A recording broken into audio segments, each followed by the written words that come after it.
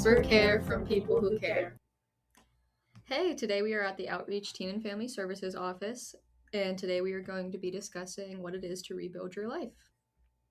So let's start out with some fast 5 questions.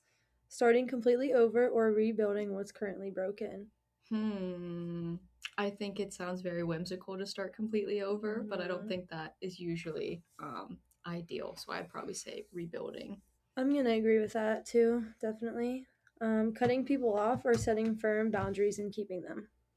It's very dependent on the situation, but I think that both can definitely exist. I don't think I have like one or the other for that. Yeah, I agree. I feel like it's contradicting to have one or the other because I'm definitely in between with that. Healing privately or sharing your journey publicly? Definitely healing privately. I just think when you start to put everything out there, it leads for just unnecessary noise. Definitely. I'm going to say healing privately as well with that. Taking a big risk or playing it safe for now? I've always played it safe, but I think that I want to start taking more big risks, and that's kind of what I want, like looking forward. I love that. Yeah. I feel like in the past, I've taken big risks or taken myself out of my comfort zone, and it's gotten me different places, like meeting different people. Yeah.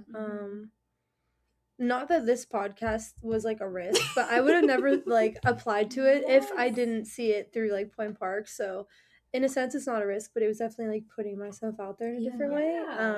So yeah, I'm gonna say taking the big risk. Letting go of the past or learning to carry it different. I think for me, it's probably learning to carry it differently because I always want to take with me what I've learned versus just like completely moving past it, I think. Yeah. I'm gonna say, ooh, that's hard actually. Letting go and learning. I like one of my favorite quotes is like forgiving but not forgetting. I feel like that kind of goes with that a little bit. We'd like to take a moment to express our gratitude to St. Clair Health. They've been our steadfast annual sponsor, supporting our podcast for 5 consecutive years now. At St. Clair Health, we're always improving, building on our commitment to face the challenges of today, making an impact on the communities we serve, so we can be stronger together. St. Clair Health, expert care from people who care. All right. So, what does rebuilding your life actually mean to you? Like, what do you make of that term? Loaded question. It's very loaded, very loaded. To me, rebuilding my life. I feel like life is a really broad term because I've only lived 21 years of it, which is a lot actually. That makes me kind of feel old, but I feel like rebuilding is a sense of reflecting and seeing the things that I've learned in my past and the things that I have coming in the future, or the things I have potentially coming in the future, like job opportunities. And I kind of feel like rebuilding with that in a sense of like, what can I do to better myself as a person and like prepare myself for the future? Because I feel like rebuilding so many things in the past, I just can't really go back on and like wish I did it differently. Yeah. So I kind of just feel like how I said before, like living and learning through things and just coming about it, I guess. No, that's really beautiful. I like that. Because it is like what you said, it's very like life in itself is a very broad statement. I think for me, especially more recently, it's a lot of strengthening what was already there versus completely starting ground up, because I think I've started to realize that I have more of a foundation than I would have previously thought, especially when I was younger. Like in high school, I thought college was, I'm going to be a completely new person and I'm letting go of everything. And I think that mindset at first going into it didn't allow me to properly grow because I was just constantly, there were a lot of new beginnings that couldn't go anywhere from that. So I think for me right now, it's more focusing on the foundation and not necessarily having to add too much into that, but just make sure that I'm prioritizing, you know, my mental health, and also I think being a community resource for other people. Yeah. What you said about like your foundation, that kind of makes me think of like a tree analogy of like just growing your roots into the ground, because then like you're firm in yourself and like you're grounded. That's how I think of that. I think that was really beautifully said though too. Because like with a tree too, like it has all the circles to like as it grows older, and I've always liked that it just is, it's carrying that the entire time. It's not getting rid of it. And I feel like trees, wow, I feel so nature right now, but I feel like trees, like you can see, like if you look at a tree, you can see like the wear and tear of the tree, but it doesn't take away from the beauty of the tree. No, it doesn't. So poetic. I was like, I know it's kind of like cringy, no, but I love like it. I really like it. It should be the title of this episode. Being or something with the tree. We had be ice cream, be a treat. Yeah, be a treat. So was there a specific moment where you realized you might need to start over or rebuild something within your life? I think yes, definitely. I feel like I've seen those moments across my life, but I think in more recent times, about over a year ago now, I stopped being friends with the person I was friends with for 11 years, which is a very, very long time. And there was definitely a moment in our friendship where I was very much confronted with the fact that I was showing up a lot more for them than they were for me, and that they were doing a lot of things that were very damaging to me. And letting go of something that has lasted that long is so scary. Because you don't really think about it. Like there's parts of your routine that you depend on them being there. And then I didn't even realize how much she was influencing my life until she was gone. And then I was like, okay, well, there's all these parts of my day-to-day that are even different. Right? So that rebuilding or that starting over was a very, I think, slow and gradual process at first, because that created a lot of fear in like letting go and moving on. Because while it was necessary, it wasn't easy. And I think that's why a lot of people get scared of like cutting people off or starting over, because it's very hard to let go. It's very intimidating looking forward and not knowing what to expect. But now when I look back at that, I'm so beyond proud of myself for getting out of that very toxic relationship with them, because I wasn't going to be able to grow. And I like looking back, I think I was very plateaued just as a result of that relationship. Yeah. And then with all the progress I've made since, it's like, okay, that was something that needed to happen. Yeah. I feel like I can't really think of like a specific moment, but I feel like there were definitely a lot of different time periods in my life where I felt like I was kind of just going through. I go through plateaus and declines of, wow, I just love my life so much right now. And then there's times where I'm just it just feels like everything's going wrong in like every different aspect of my life. So I feel like in a sense of, I guess, starting over for me, it's reflecting on like the good times that I have and like the good, like when things are going really well, and how can I sort of prevent my, I guess, mental health decline, like in those bad moments. I think that's something that I definitely need to keep working on within myself. And not realizing, or in realizing that life does go on from like the really bad times, as I like to say. But I feel like life is just learning every day, like day in and day out. And there's the things that we do each day, you just learn from them. So there's just something so human about like you get to I think like every day you kind of just get to start over in its own type of way, because you don't need to kind of take with what even happened yesterday with you, but you're always, like what you said, it's just always learning. So that was beautifully put, honestly. I feel like we've said the word beautiful so many times in this podcast. It's just such a beautiful and this day. podcast is just so beautiful, and I love it. It's just so beautiful. Exactly.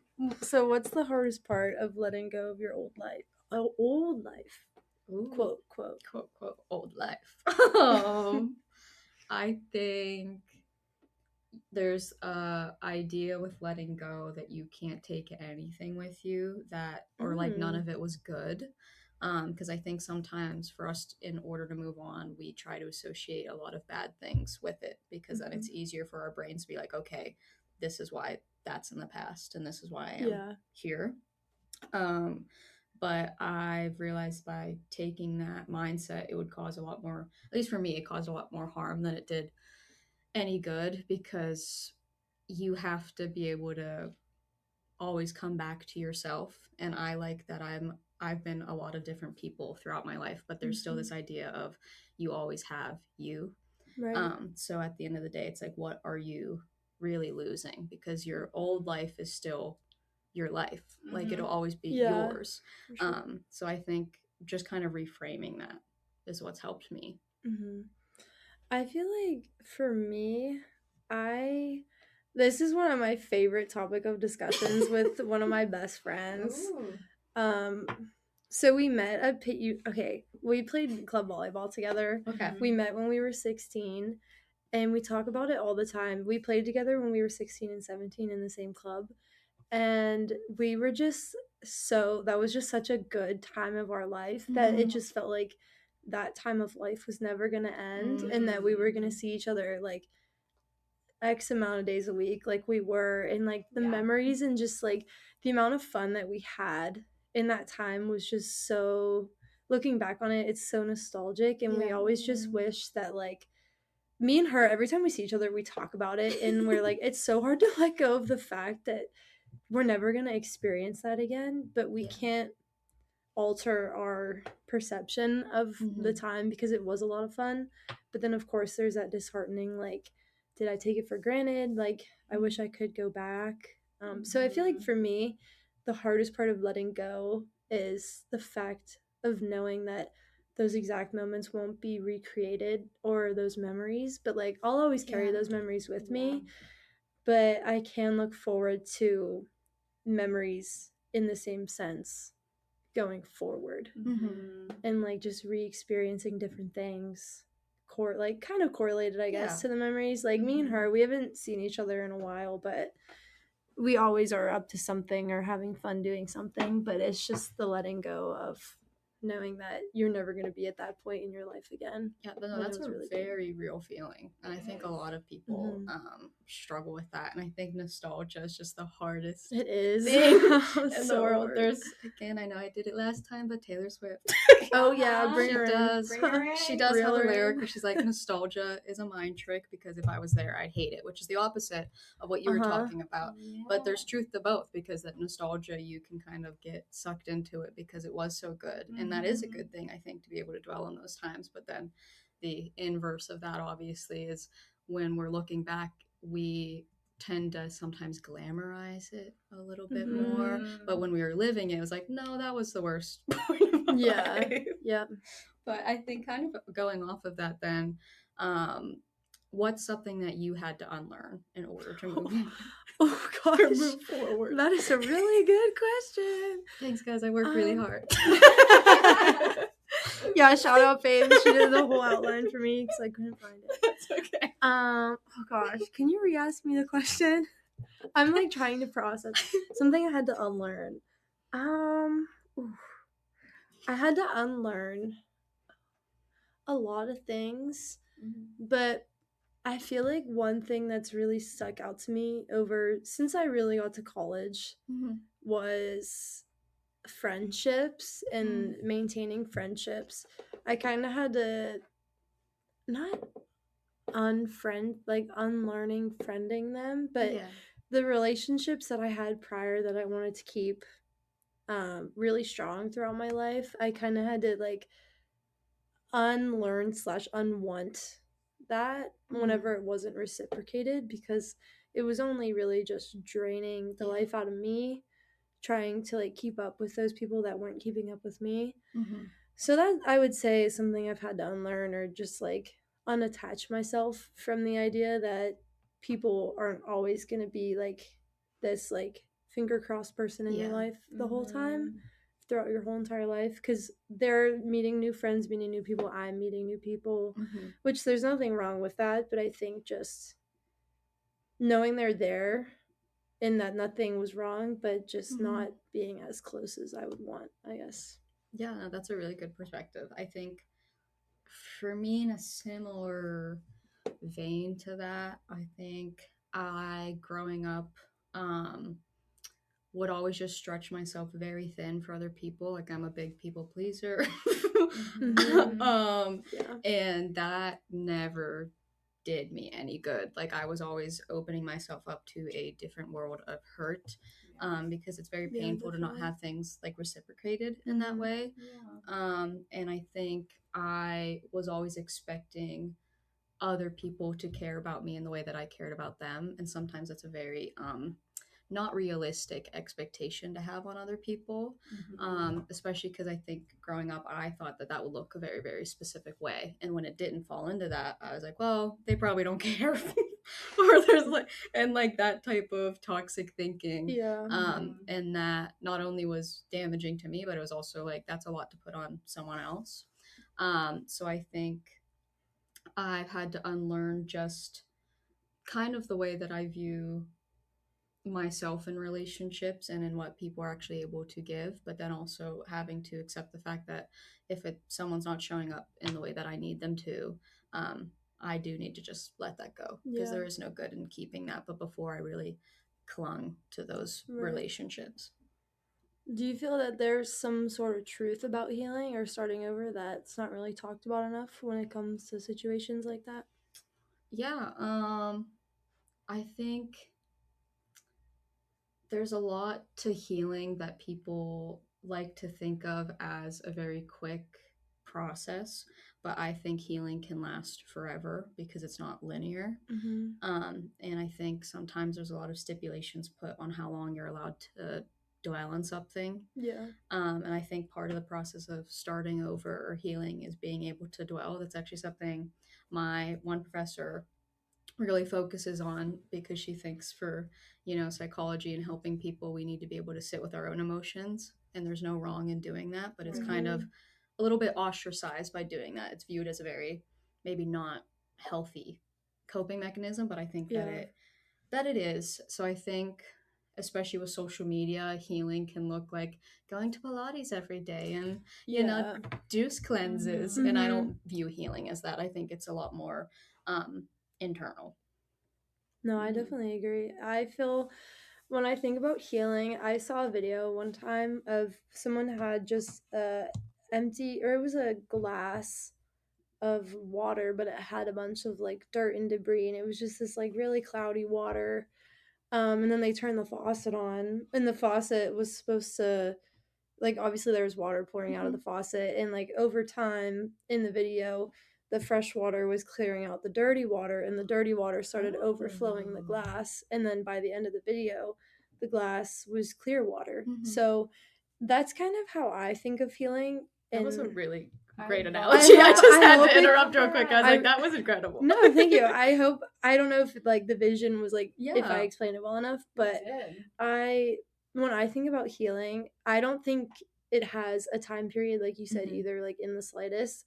I mean, like that faucet could be a trickle. It could be like maybe a steady stream, like it's like halted here and there. But I think when it comes to healing, like time and patience, I guess, is a virtue, that just like taking time for yourself and like the internal is what needs to heal.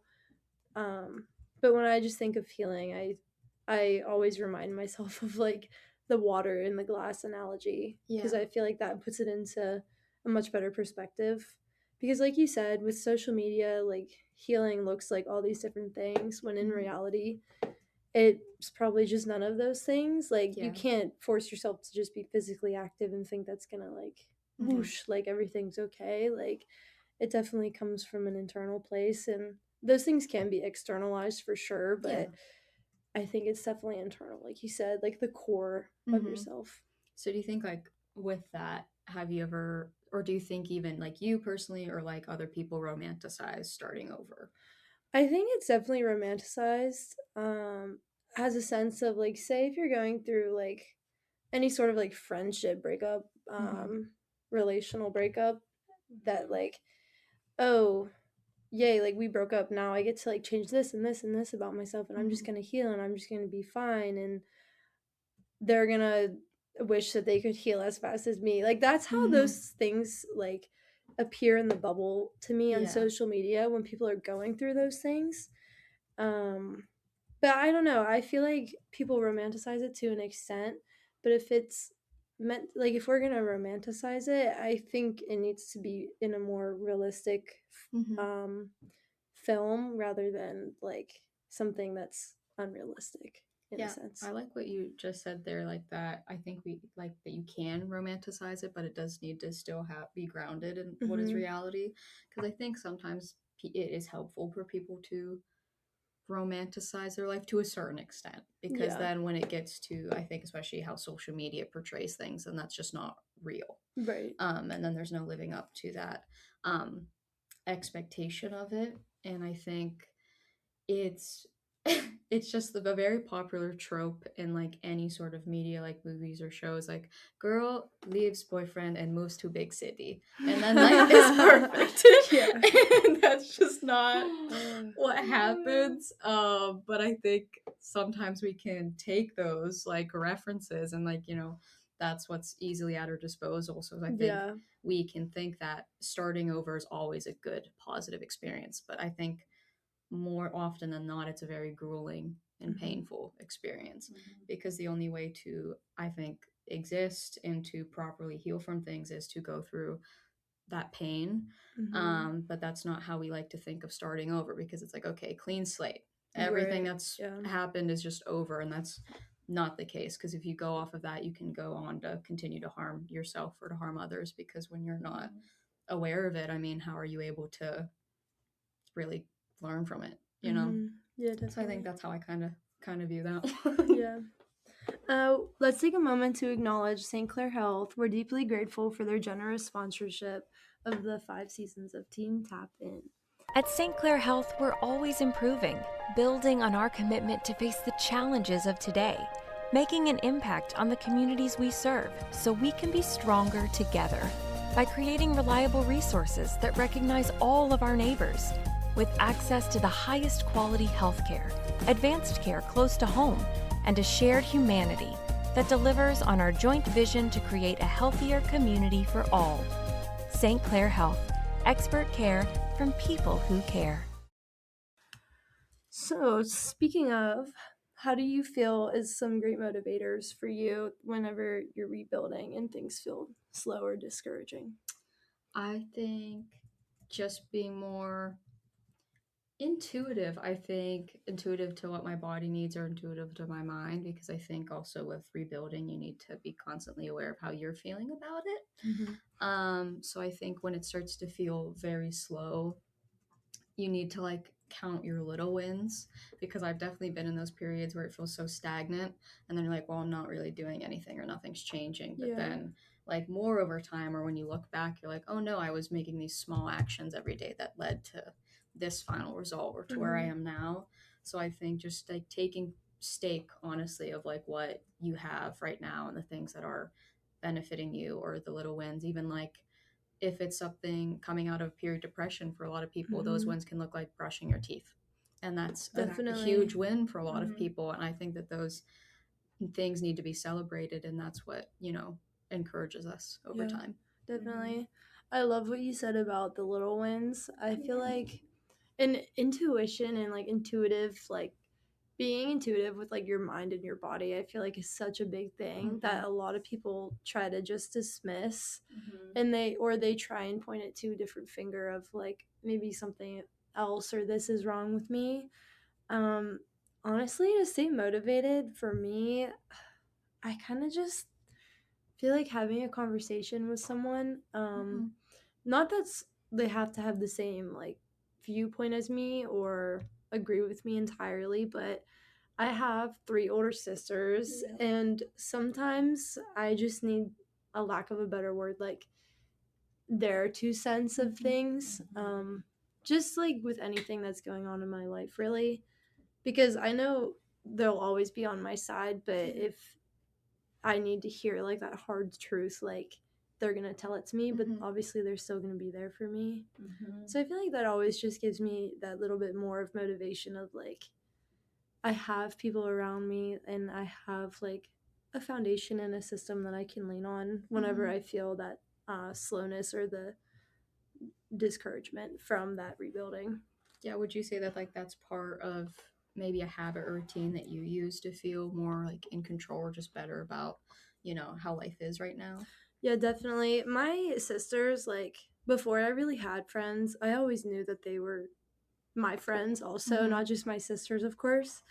Um, yeah, they kind of just like make me level headed, and I feel like I do the same for them most times at least. But kind of just some other habits that help me. I think I mentioned this before in a podcast is my skincare. And I kid you not, like the last couple days, every time I go to work, I just feel greasy and gross, and I'm just like, oh my gosh. And then I feel like I have pimples, and I'm like, it just makes me so like, ugh. So then I literally went to the store today and I bought new face wash and face moisturizer. And I'm so excited for after this podcast when I get to wash my face, because that's just something that I'm like, when my face feels clean, I just feel better Yeah. about myself, like my face and my hair. And like, I don't think it's a bad habit, but it's definitely a routine of me to just want to have the control over like the two simplest things that are part of me and that make me feel better. Yeah, exactly. Yeah. No, I get that. I feel like an evil person when my hair is greasy. Yeah. Actually, everything starts going wrong. So I do completely understand that. And I think that just kind of goes back to like those little things that we do throughout our day that like are what give us control. Because especially right now in the socioeconomic political sphere, a lot of things are completely out of our control. Definitely. So I think that's those little things have also what helped me feel at least better about my own life, even if there's, larger things outside of me. I'm like, well, if I can go to the gym this many times or I can move my body in this way and feel good, then that is something I'm doing that is positive. Definitely. And do you think doing those things helps in a sense to rebuild the trust in yourself after things start to fall apart, or do you feel that also takes time? Yeah, I think those things definitely help. Do I think it's a very long process? For sure, because having complete trust in yourself, I think, is a ongoing part to being like in the human experience, because there's going to be things that I think you'll lose as you get older, or like making mistakes and feeling so guilty or shameful about them. um, and I think that kind of goes back to things we've talked about in other podcasts about like self-love and what it is to fully accept who you are. It is those little things that I think add up the most over time, because how else are you going to get comfortable again if you're not doing those little things for you? Like it can't be, I think, as external as sometimes that it's made out to be. Yeah, definitely. I think rebuilding trust in yourself can look different like across the board for each person individually. I think like it can be hard to want to rebuild the trust if you feel like you've fallen off the track for a little too longer than you might have wanted. But I feel like that kind of just comes back into like how we talked about earlier, like we're all humans and we're all learning and growing and experiencing things, and no one can write a book on how you're supposed to react or like whenever you experience something, there's no yes or no or right answer or wrong answer to how you're going to react to it. So I think whenever we do go like off the rails per se, we need to definitely have like patience within ourselves to rebuild that trust. Yeah, for sure. And do you think that role then, like, what role does identity play in starting over? I feel I don't know how to come at this question. Identity comes back to, for me, I feel like how I I know who I am as a person. I think sometimes whenever I want to like rebuild something or approach something in a different way, I have to remember who I am, and I need to put myself in front of some other type of feeling I might be feeling. Like if I don't know how to like word, I don't know if this is like making sense, but I'm like I need to think about like my own morals and how I might look back on the situation in the future and think, am I going to be like, knowing who I am as a person, am I going to be happy I did this, or am I going to be more regretful, I guess, in a way? No, that's exactly how I think of things too. Especially with that, I think I always use it's a very maybe it sounds weird, but I always think of like what's going to matter most to me or what's going to be the things that I think about like when I'm old and when things are Yeah. almost over. Like what Definitely, are those yeah. moments that I'm going to want to play back and focus on? So kind of what you were saying with like morals and your values, like it is something that I always want to take the front seat in my life. And even in starting over, I don't want those things to fall off with it. Yeah. Mm-hmm. Do you feel that moving on, or what's your interpretation of the term moving on? I think moving on for me, I try to reframe it a little bit because moving on to me almost gives the impression of like everything in the past is just completely gone. Like you can't take anything with you. There's nothing that you can hold on to. And I think that I like to reframe moving on as acceptance. Like what am I accepting to move forward? Because I think you have to kind of accept those moments from your past in order to fully just function and continue on. And I think sometimes that acceptance is the hardest piece of it because we would want to forget or we want to start over in the past. We can't ever go back and change anything, but I think it's very human to want to do that. So I think acceptance is the thing that I think is the most important to moving on. Yeah. And not to just piggyback you with that question, but that was a really good answer. I do agree with what you said. So, how do you know then when you've truly healed versus just distracted yourself? Ooh, I must have been in a mood when I wrote these questions. That's why I wanted to ask you now first. I'm reading back. I'm like, wow. I mean, I could Yeah, if you give want my to start. 2 cents first if you want. Okay.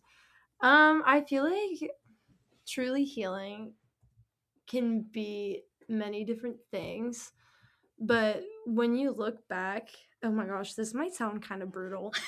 You look back at a situation and you just laugh. No, yeah, that's real. Like you're kind of just like, wow, that really stunk, or like, what the heck? Why did that have to happen? But it's just, in a sense, they say laughing is the best medicine. I heard that quote before. I take that to heart, honestly. It's just because it's funny because whatever the situation is, you would never do that to someone, and you're like, dang, it really happened to me, but at least it did. So now I can just move on, and you're not in my life anymore. But I feel distracting yourself, kind of what we talked about with social media. I feel like distracting yourself can look like trying to do all of those different things to better yourself and distract your brain and your mind from what happened. And sure, you might be externally changing your physique or getting more physically healthy, I guess. But I think all of those things can eventually just become a distraction if you're trying to change so many things at the same time. But I don't think that's necessarily a bad thing either. But I think if it gets out of context or taken too far, it can be seen as distracting. Yeah, all of what you said is so true. I like just had a night the other day with my one friend, and it sounds a little bit dark humor, but we were reflecting on being bullied in high school. And we were just like laughing. And I remember when I was going through that, and that was not a laughing matter. And that was something that you think when you're in it, you don't think that it's ever going to end. Right. And then I was sitting there and I was laughing. I'm like, wow, how beautiful is it that this is something that I've even learned from? And no, it doesn't make what happened to me okay, but it's that acceptance piece. It's like, okay, there's nothing I can do about that now, but here I get to laugh at the things that happened to me. Right. And I've learned so much from that. And I think the distraction aspect of it is definitely important, but I think I know when I've truly healed from things when I can like sit with them in silence. Like I don't need anything to fill that space. Definitely. Exactly. Because if I'm looking for things or looking for things to do to take away from that, it's like, okay, well, I'm avoiding it. So then that's obviously meaning that I'm not healed. So I think just being able to sit with it in a quiet room, and if you're able to do that, probably a good sign that you're on the right track. Definitely, I agree. So, to conclude, we want to express our gratitude to St. Clair Health, whose support makes this podcast possible. We invite you to listen to the following message from our sponsor. At St. Clair Health, we're always improving, building on our commitment to face the challenges of today, making an impact on the communities we serve, so we can be stronger together. St. Clair Health, expert care from people who care. We're grateful to each and every one of you for tuning in and supporting our podcast. Thank you, guys. Thank you.